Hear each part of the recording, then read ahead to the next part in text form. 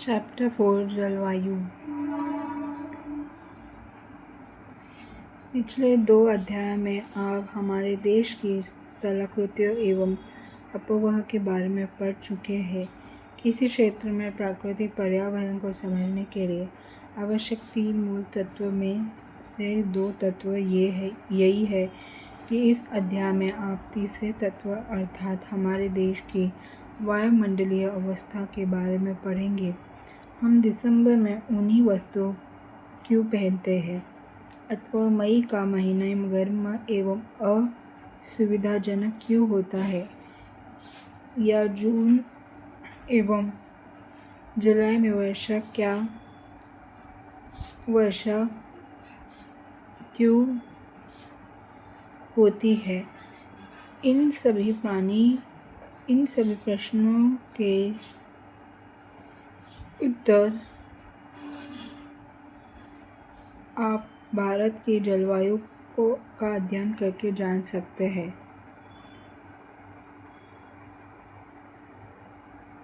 एक विशाल क्षेत्र में लंबे समयावधि 30 वर्ष से अधिक में मौसम की अवस्था तथा विविधताओं का कुल योग ही जलवायु है।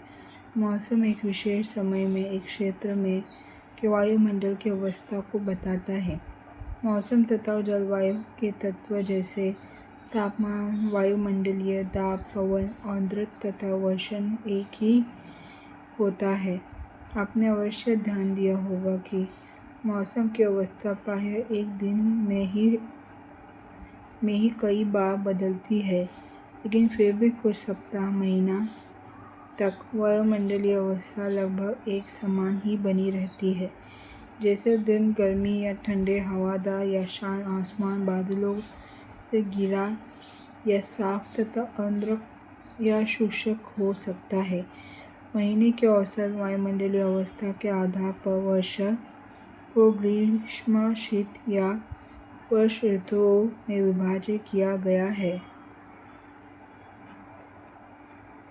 विश्व को अनेक जलवायु प्रदेश में बांटा गया है। क्या आप जानते हैं कि भारत की जलवायु कैसी है तथा ऐसा क्यों है? इस संबंध में हम इस अध्ययन में पढ़ेंगे।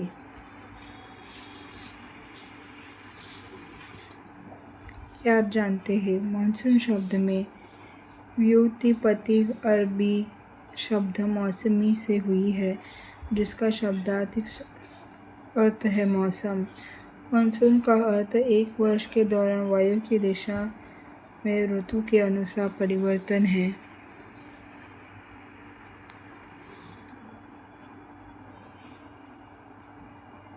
भारत की जलवायु को मानसूनी जलवायु कहा जाता है। एशिया में इस प्रकार की जलवायु मुख्यतः दक्षिण तथा दक्षिण पूर्वी में पाई जाती है। सामान्य प्रतिरूप लगभग एकरूपता होता है। कोई भी देश की जलवायु अवस्था में स्पष्ट प्रदर्शित भिन्नताएं हैं। आइए हम 2 महत्वपूर्ण तत्वों तापमान एवं वर्षण को लेकर देखें कि एक स्थान से दूसरे स्थान पर तथा एक मौसम से दूसरे मौसम में इनमें किस प्रकार की भिन्नता है।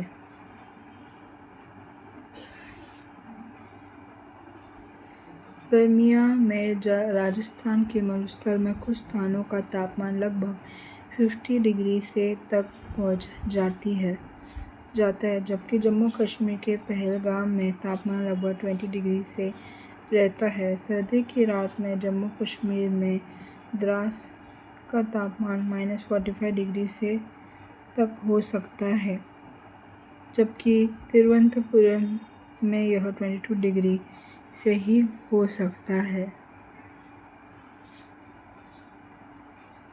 क्यों आप जानते हैं कुछ क्षेत्रों में रात एवं दिन के तापमान में बहुत अधिक अंतर होता है। थार का मरुस्थल भी दिन का तापमान 50 डिग्री से तक हो सकती है, जबकि उसी रात यह नीचे गिर कर 15 डिग्री से तक पहुंचा जा सकता है।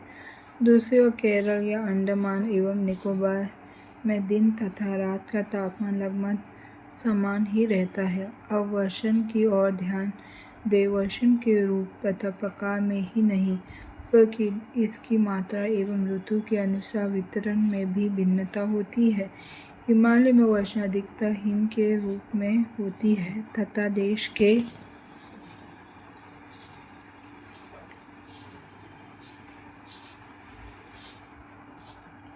शेष भाग में यह वर्षा के रूप में होती है। वार्षिक वर्षण में भिन्नता मेघालय में 400 मीटर से लेकर उधर लद्दाख एवं पश्चिम राजस्थान में यह 10 मीटर से भी कम होती है। देश के अधिकतर भागों में जून से सितंबर तक वर्षा होती है, लेकिन कुछ क्षेत्र जैसे तमिलनाडु तट पर अधिकतर वर्षा अक्टूबर एवं नवंबर में होती है। सामान्य रूप से तटीय क्षेत्र के तापमान से अंतर कम होती है। देश के आंतरिक भागों में मौसमी या ऋतु तनुनिष्ठ अंतर अधिक होता है। उत्तरी मैदान में वर्षा की मात्रा सामान्यतः पूर्व में पश्चिम की ओर घटती जाती है। ये भिन्नताएं लोगों के जीवन में विविधता लाती है, जो उनके भोजन, वस्त्र और घरों के प्रकार में दिखती है। ज्ञात कीजिए, राजस्थान में घरों की दीवार मोटी तथा छत चपटी क्यों होती है? तराई क्षेत्र तथा गांव एवं मंगलूर में ढाल वाली छतें क्यों होती है? आसाम में प्रायः कुछ घर बांस के स्तंभों स्टील पर क्यों बने होते हैं?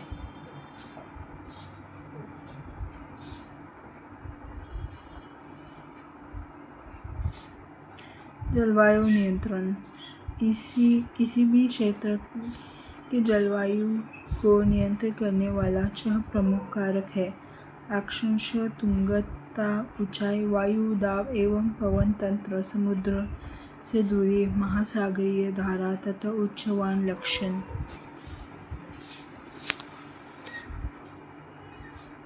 पृथ्वी की गोलाई के कारण इस प्राप्त और ऊर्जा की मात्रा अक्षांशों के अनुसार अलग अलग होती है। इसके परिणामस्वरूप तापमान विषुवत वृत्त से ध्रुवों की ओर सामान्यतः घटता जाता है। जब कोई व्यक्ति पृथ्वी की तरह से ऊंचाई की ओर जाता है तो वायुमंडल की सघनता कम हो जाती है तथा तापमान घट जाता है। इसलिए पहाड़ियाँ गर्मी के मौसम में भी ठंडी होती है। किसी भी क्षेत्र का वायु दाब एवं पवन तंत्र उसी स्थान के अक्षांश तथा ऊंचाई पर निर्भर करती है। इस प्रकार यह तापमान एवं वर्षा के वितरण को प्रभावित करता है। समुद्र का जलवायु पर समकालीन प्रभाव पड़ता है। जैसे जैसे समुद्र से दूरी बढ़ती है, यह प्रभाव कम होता है।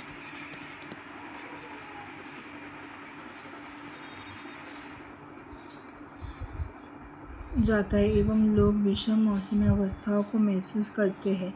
इसे महाद्वीप अवस्थी गर्मी से बहुत अधिक गर्म एवं सर्दी में बहुत अधिक ठंडा कहते हैं।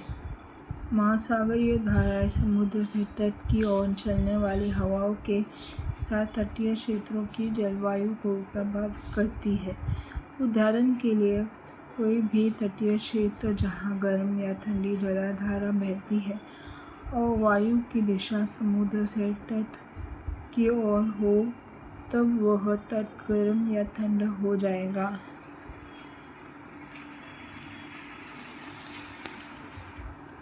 ज्ञात कीजिए, विश्व के अधिक मरुस्थल उपोष्ण कटिबंधीय भागों में स्थित महाद्वीप के पश्चिम किनारों पर क्या स्थित है। अंततः में किसी स्थान की जलवायु को निर्धारित करने में उच्चावच की भी महत्वपूर्ण भूमिका होती है। ऊंचे पर्वत ठंडी अथवा गर्म वायु को अवरोधित करते हैं। यदि उनकी ऊंचाई इतनी है कि वो वर्षा लाने वाली वायु के रास्तों को रोकने में सक्षम होते हैं, तो ये उस क्षेत्र में वर्षा का कारण भी बन सकता है। पर्वतों के पवन विमुख ढाल अपेक्षाकृत सूखे रहते हैं। भारतीय जलवायु को प्रभावित करने वाला अक्षांश कर्कवृत्त देश के मध्य भाग, पश्चिम में कच्छ के रण से लेकर पूर्व में मिजोरम से होकर गुजरात गुजरती है। देश का लगभग आधा भाग कर्कवृत्त के दक्षिण में स्थित है, जो उष्णकटिबंधीय क्षेत्र है। कर्कवृत्त के उत्तर में स्थित शेष भाग उपोष्ण कटिबंध है। इसलिए भारत का जलवायु में उष्णकटिबंधीय जलवायु एवं उपोष्ण कटिबंधीय जलवायु दोनों की विशेषताएं उपस्थित है।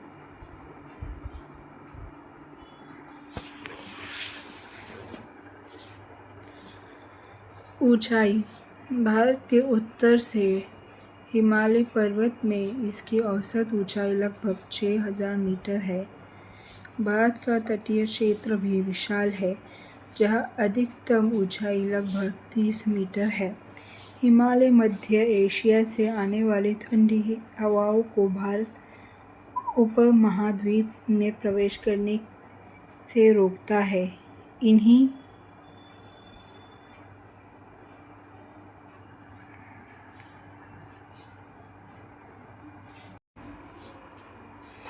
पर्वतों के कारण इस क्षेत्र में मध्य एशिया की तुलना में ठंड कम पड़ती है।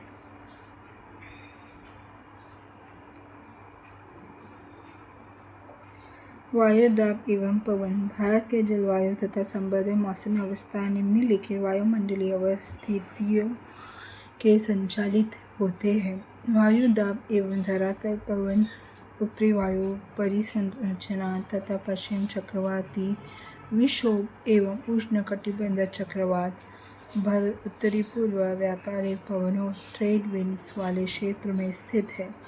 ये पवन उत्तरी गोलार्ध के उपोष्ण कटिबंधीय उच्च दाब पट्टियों से उत्पन्न होती है।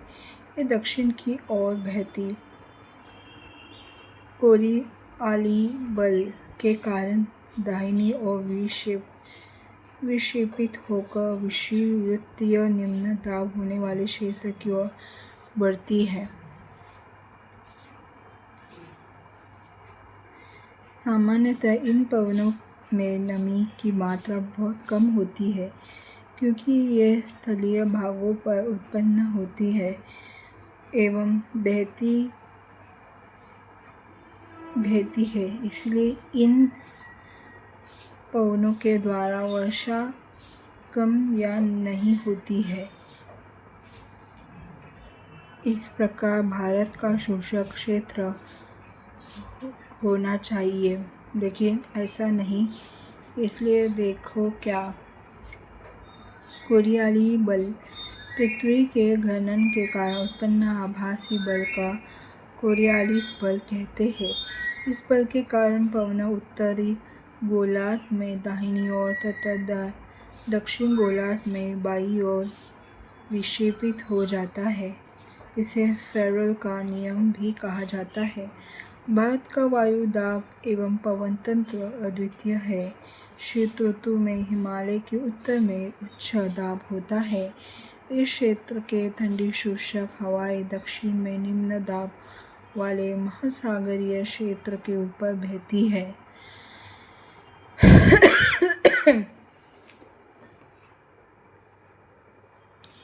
ग्रीष्म ऋतु में आंतरिक एशिया एवं उत्तर पूर्वी भारत के ऊपर निम्न दाब का क्षेत्र उत्पन्न हो जाता है।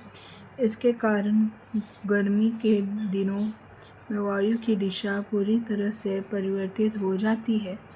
वायु दक्षिण में स्थित हिंद महासागर के उच्च दाब वाले क्षेत्र से दक्षिण पूर्वी दिशा में बहते हुए विषुववृत्त को पार कर दाहिनी ओर मुड़ते हुए भारतीय उपमहाद्वीप पर स्थित निम्न दाब की ओर बहने लगती है। इन्हें दक्षिण पश्चिम मानसून पवनों के नाम से जाना जाता है। ये पवनें उष्ण महासागर के ऊपर भी बहती है, नमी ग्रहण करती है तथा भारत का मुख्य भूमि पर वर्षा करती है। इस प्रदेश में ऊपर वायु परिसंरचना पश्चिम प्रवाह के प्रभाव में रहते हैं। इस प्रवाह का एक मुख्य घटक जेट धारा है। जेट धाराएं लगभग 27 डिग्री से 30 डिग्री उत्तर अक्षांशों के बीच स्थित होते हैं, इसलिए इन्हें उपोष्ण कटिबंधीय पश्चिम जेट धाराएं कहा जाता है।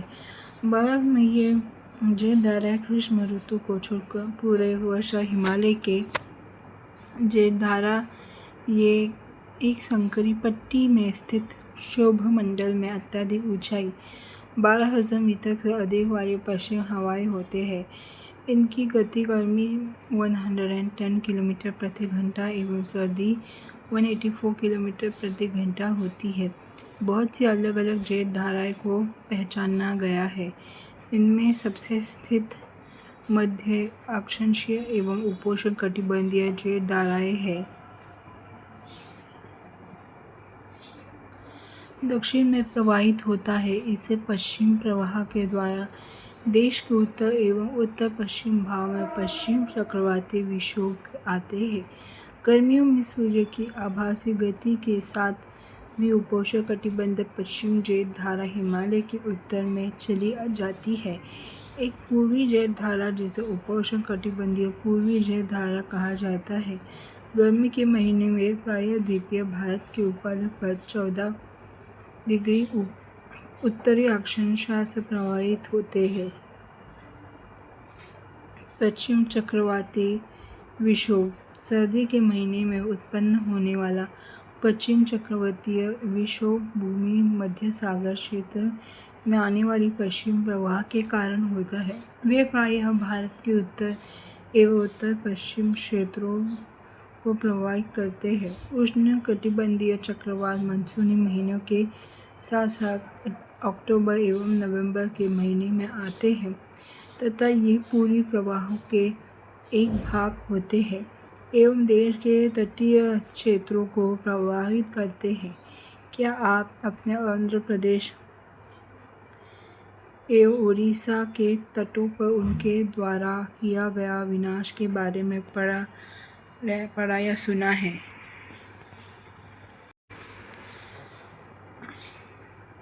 भारतीय उपमहाद्वीप में जनवरी महीने के दौरान मौसम की स्थिति। भारतीय उपमहाद्वीप में जून महीने के दौरान मौसमी की स्थिति।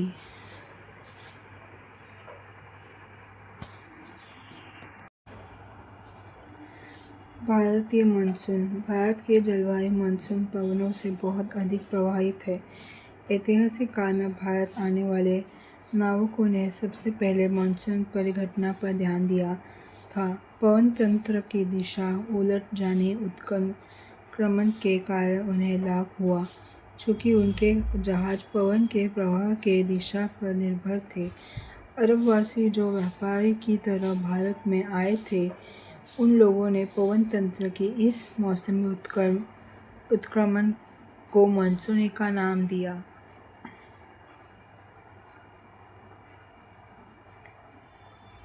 मानसून का आगमन। मानसून का प्रभाव उष्ण कटिबंधीय क्षेत्रों में लगभग 20 डिग्री उत्तर एवं 20 डिग्री दक्षिण के बीच रहता है। मानसूनी की प्रक्रिया को समझने के लिए निम्नलिखित तथ्य महत्वपूर्ण हैं।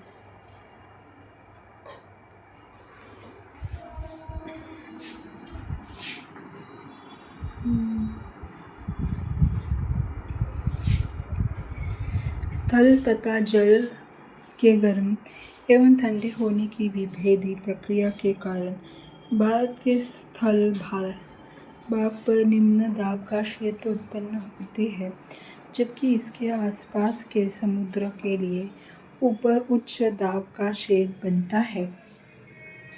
ग्रीष्म ऋतु के दिनों में अंततः उष्ण कटिबंधीय अभिसरण क्षेत्र की स्थिति गंगा के मैदान की ओर खिसकी जाती है। यह विषुववृत्तीय वृत्त है, जो प्रायः विषुववृत्त वृत्त से 5 डिग्री उत्तर में स्थित होता है। इसे मानसून ऋतु में मानसून वृत्त के नाम से भी जाना जाता है। हिंदू महासागर में मेडागास्कर के पूर्व लगभग डिग्री दक्षिण अक्षांश के ऊपर उच्च दाब वाला क्षेत्र होता है।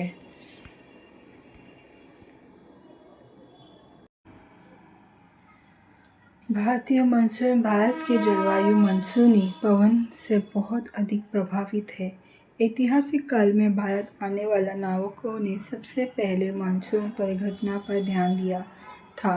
पवन तंत्र की दिशा उलट जाने उत्क्रमण के कारण उन्हें लाभ हुआ, चूंकि उनके जहाज पवन के प्रवाह की दिशा पर निर्भर था। अरबवासी जो व्यापारी की तरह भारत में आए, उन लोगों ने पवन तंत्र के इस मौसम उत्क्रमण को मानसूनी का नाम दिया। मानसून का प्रभाव उष्णकटिबंधीय क्षेत्र में लगभग 20 डिग्री उत्तर एवं 20 डिग्री दक्षिण के बीच रहता है। मानसून की प्रक्रिया को समझने के लिए निम्नलिखित तथ्य महत्वपूर्ण हैं। स्थल तथा जल के गर्म एवं ठंडे होने के विभेदी प्रक्रिया के कारण भारत के स्थल भाग पर निम्न दाब का क्षेत्र उत्पन्न होते हैं, जबकि इसके आसपास के समुद्र के ऊपर उच्च दाब का क्षेत्र बनता है। ग्रीष्म ऋतु के दिनों में अतः उष्णकटिबंधीय अभिसरण क्षेत्र की स्थिति गंगा के मैदान की ओर खिसका जाती है। यह वर्षा पूर्वीय गति है जो प्रायः विषुवत वृत्त से 5 डिग्री उत्तर में स्थित होते हैं। इसे मानसून ऋतु में मानसून गर्द के नाम से भी जाना जाता है। हिंदू महासागर में मेडागास्कर के पूर्व लगभग 20 डिग्री दक्षिण अक्षांश के ऊपर उच्च दाब वाला क्षेत्र होता है।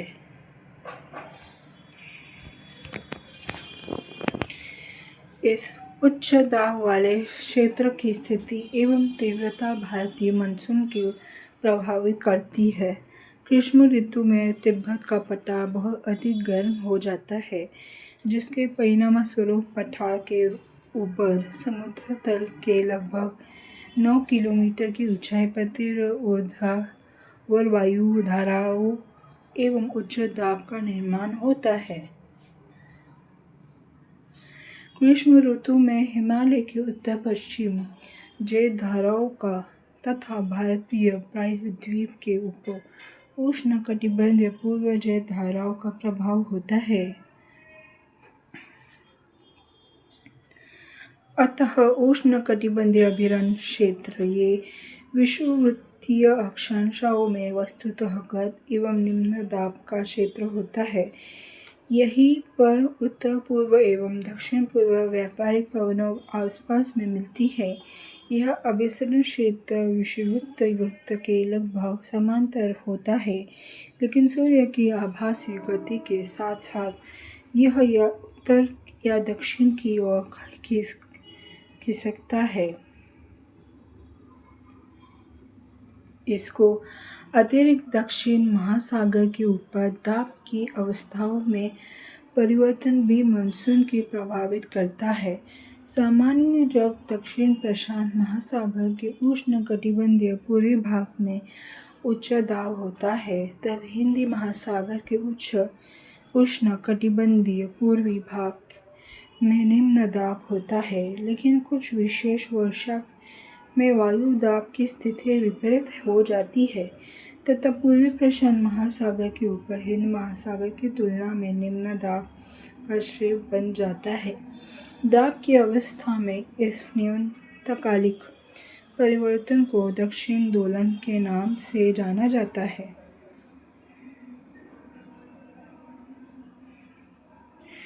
डार्विन उत्तरी ऑस्ट्रेलिया हिंद महासागर 12 डिग्री 30 मिनट दक्षिण 131 डिग्री पूर्वी तथा तहित प्रशांत महासागर 18 डिग्री दक्षिण 149 डिग्री पश्चिम के दाब के अंतर की गणना मानसून की तीव्रता के पूर्वानुमान के लिए की जाती है। अगर दाब का अंतर ऋणात्मक है तो इसका अर्थ होगा औसत से कम तथा विलंब से आने वाला मानसून। एल नीनो दक्षिण दोलन से जुड़ा हुआ एक लक्षण है। यह एक गर्म समुद्री जल धारा है।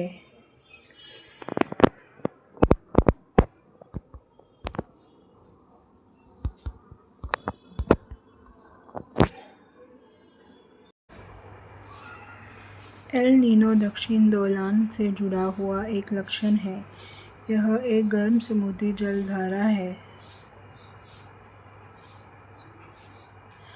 अंतः उष्णकटिबंधीय अभिसरण क्षेत्र से विषुवतीय अक्षांशों में वस्तुतः गर्त एवं निम्न दाब का क्षेत्र होता है। यही उत्तर पूर्वी एवं दक्षिण पूर्वी व्यापारिक पवनों में आपस मिलते हैं। यह अभिसरण क्षेत्र विषुवृत्त के लगभग समांतर होता है, लेकिन सूर्य की आभासी गति के साथ साथ यह उत्तर या दक्षिण की ओर खिसकता है।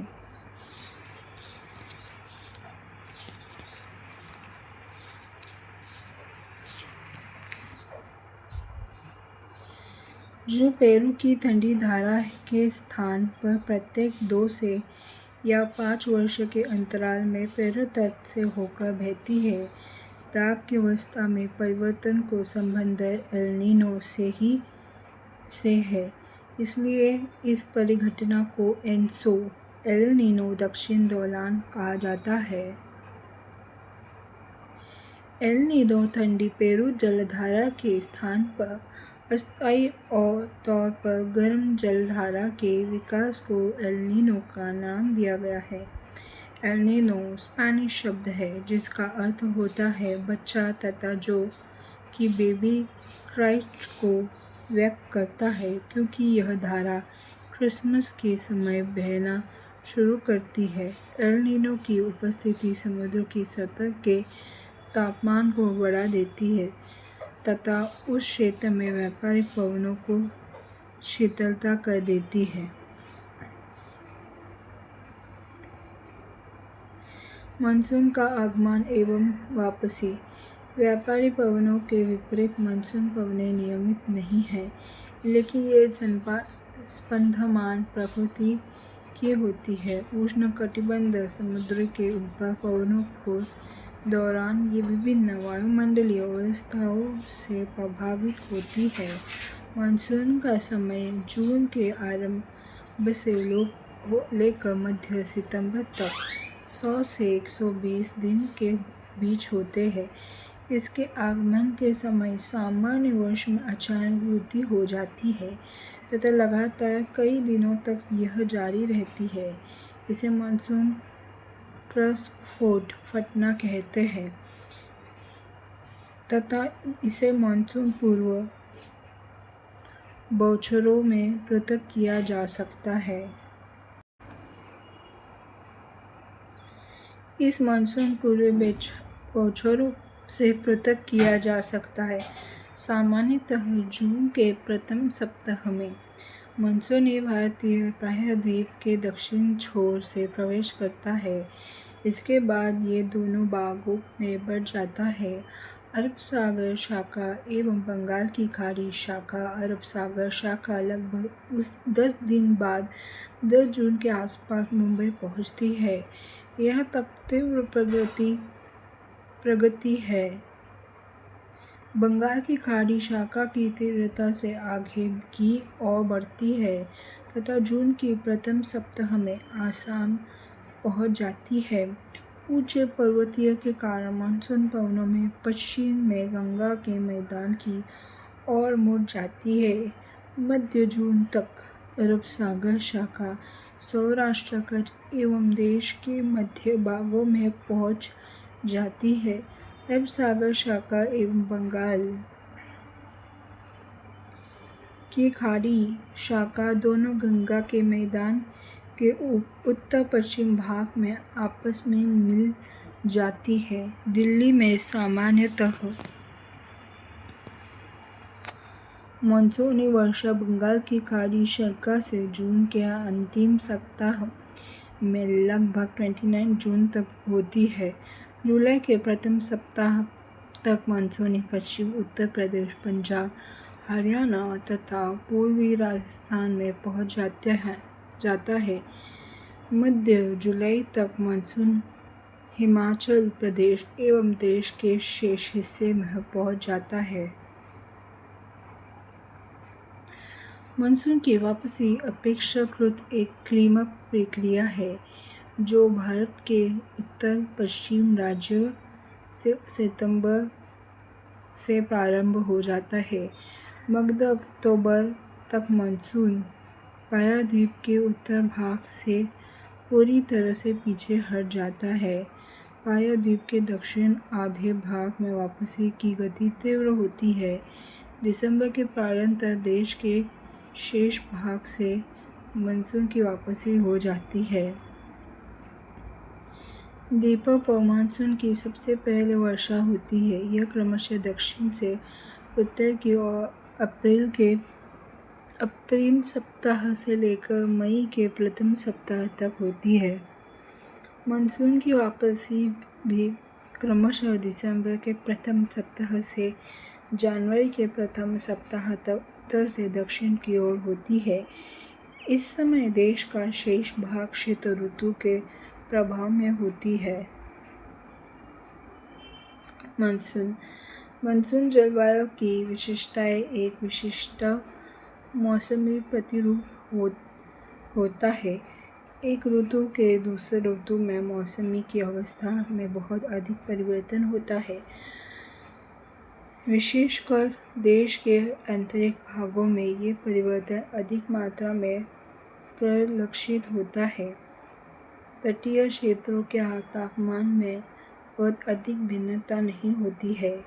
यद्यपि यहाँ वर्षा के प्रारूपों में भिन्नताएं होती है। आप अपने देश में कितने प्रकार की ऋतुओं का अनुभव करते हैं?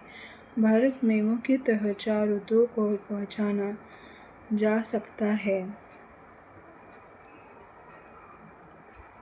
ये है शीत ऋतु, ग्रीष्म ऋतु, कुछ क्षेत्र विविधताओं के साथ मानसून के आगमन तथा वापसी का काल।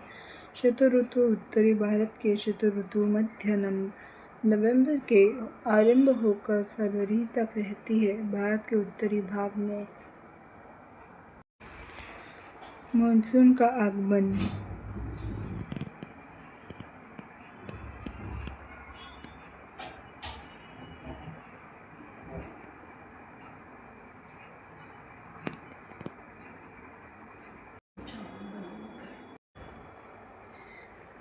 दक्षिण समुद्रों के उपोष्ण कटिबंधीय क्षेत्रों में उत्पन्न होते हैं।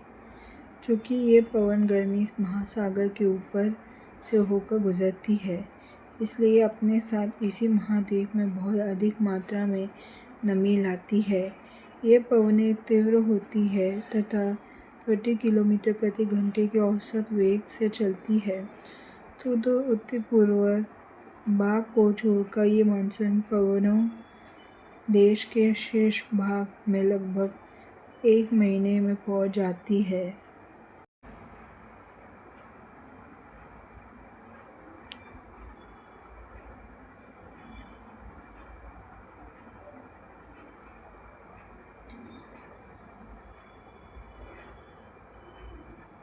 दक्षिण पश्चिम मानसून का भारत में अंतर्वाह यहाँ के मौसम को पूरी तरह परिवर्तित कर देती है।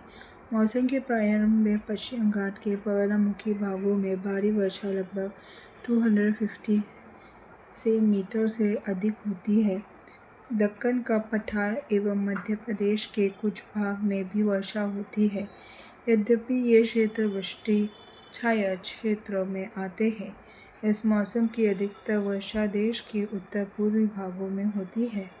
खासी पहाड़ी के दक्षिण श्रृंखलाओं में स्थित मासीनराम विश्व में सबसे अधिक औसत वर्षा प्राप्त करता है। गंगा की घाटी में पूर्व से पश्चिम की ओर वर्षा की मात्रा घटती जाती है। राजस्थान एवं गुजरात के कुछ भागों में बहुत कम वर्षा होती है।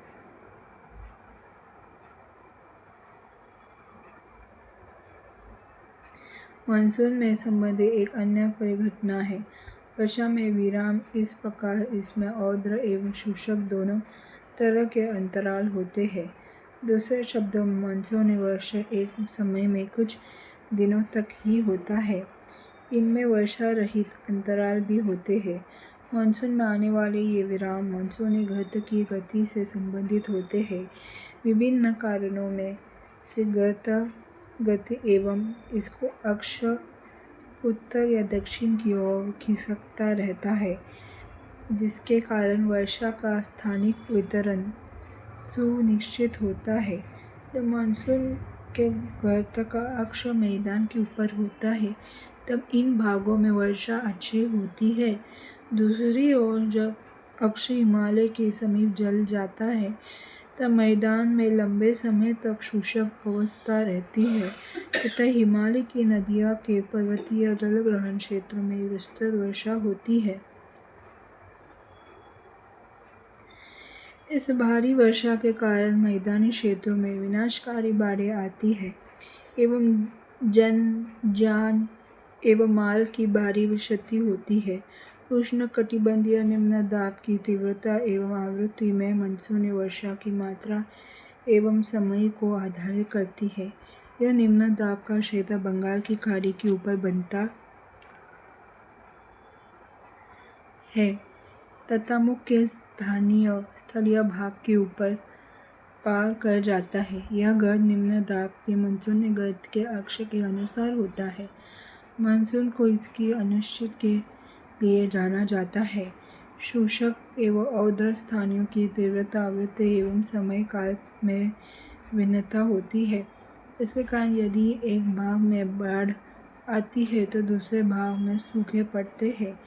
इसका आगमन एवं आपसी प्रायः अवस्थिति यह होती है, इसलिए यह कभी कभी देश के किसान के कृषि कार्य को अव्यवस्थित कर देता है।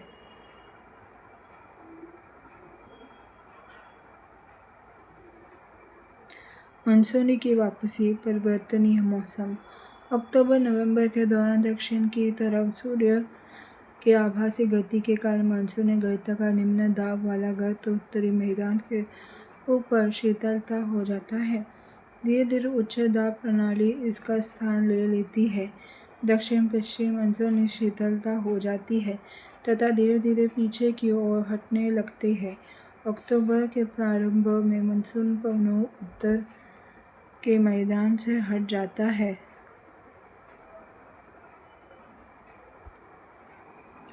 अक्टूबर एवं नवंबर के महीना गर्म वर्षा ऋतु से शीत ऋतु में परिवर्तन का काल होता है। मानसून की वापसी होने से आसमान साफ एवं तापमान में वृद्धि हो जाती है।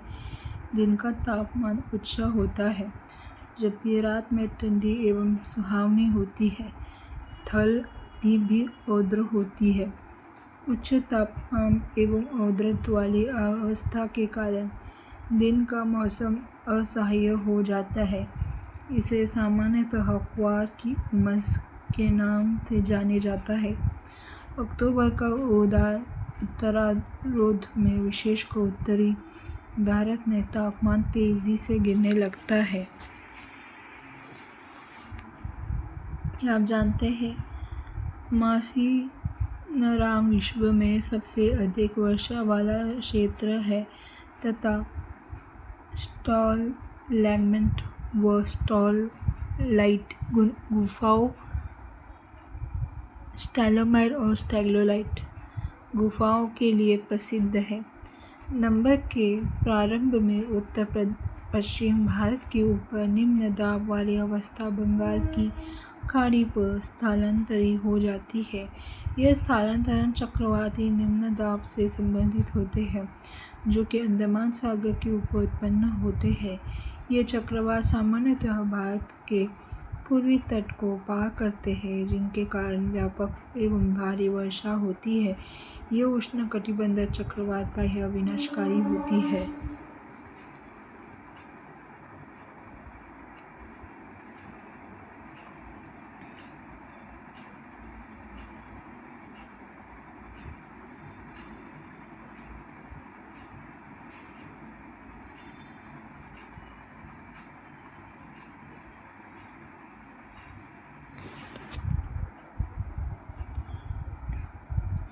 क्रियाकलाप। उप उपरोक्त समाचार पत्रों के अंशों में वर्णित स्थानों, तिथि, ऋतुओं के नाम बताइए। मुंबई और चेन्नई के वर्ष की तुलना कीजिए और उनके अंतर के कारण दीजिए। वस्तुतः अध्ययन के दृष्टिकोण से बाढ़ एक विपदा का मूल्यांकन करो।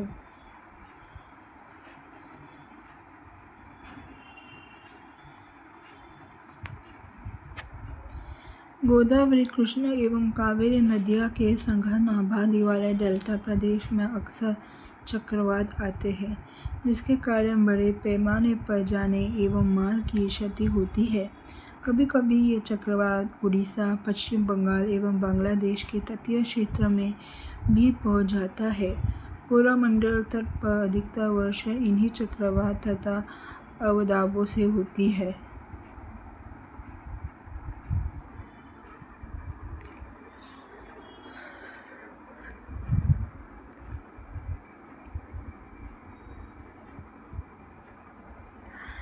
वर्षा का वितरण पश्चिम तट के भागों एवं उत्तर पूर्वी भाग में लगभग 400 मीटर वार्षिक वर्षा होती है, किंतु पश्चिम राजस्थान एवं इससे सटे पंजाब, हरियाणा एवं गुजरात के भागों में 60 सेंटीमीटर से भी कम वर्षा होती है। दक्षिण पट्टा के आंतरिक भागों में एवं सह्याद्री के पूर्व में भी वर्षा की मात्रा समान रूप से कम होती है। इन क्षेत्रों में वर्षा की मात्रा कम क्यों होती है? जम्मू कश्मीर के लेह में भी वर्षा की मात्रा काफ़ी कम होती है। देश का शेष हिस्से में वर्षा की मात्रा मध्यम रहते हैं। हिमपात हिमालय क्षेत्रों तक ही सीमित होती है। मानसून की प्रकृति के परिणामस्वरूप एक वर्ष से दूसरे वर्ष होने वाला वार्षिक वर्ष की मात्रा भी भिन्नता होती है। वर्षा के विषमता निम्न वर्षा वाले क्षेत्र जैसे राजस्थान, गुजरात के कुछ भाग तथा पश्चिम घाटों के वृष्टि छाया प्रदेश में अधिक पाई जाती है। अतः अधिक वर्षा वाले ऋतु में बाढ़ अधिक आती है, जबकि निम्न वर्षा वाले क्षेत्रों में सूखे की आशंका बनी रहती है।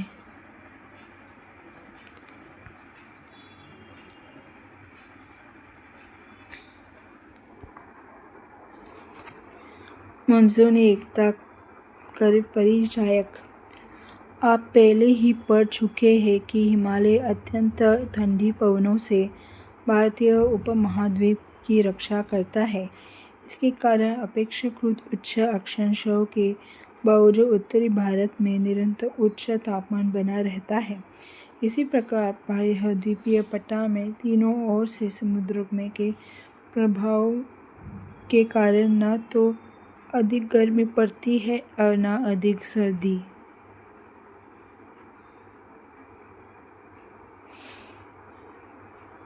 इसी समकारी प्रभाव के कारण तापमान की दिशाओं में बहुत कम अंतर पाए जाते हैं, परंतु फिर भी भारतीय प्रायद्वीप पर मानसून की एकता का प्रभाव बहुत ही स्पष्ट है। पवन की दिशाओं का ऋतुओं के अनुसार परिवर्तन तथा उनसे संबंधित ऋतु की दिशाओं व ऋतु चक्र को एक लय प्रदान करती है। वर्षा की अनिश्चितताएं तथा उसका असमान वितरण मानसून का विशिष्ट लक्षण है। संपूर्ण भारतीय भूदृश्य, इसके जीव तथा वनस्पति, इसका कृषि चक्र, मानव जीवन तथा उनके त्योहार, उत्सव सभी इसी मानसून लय के चारों ओर घूम रहे हैं।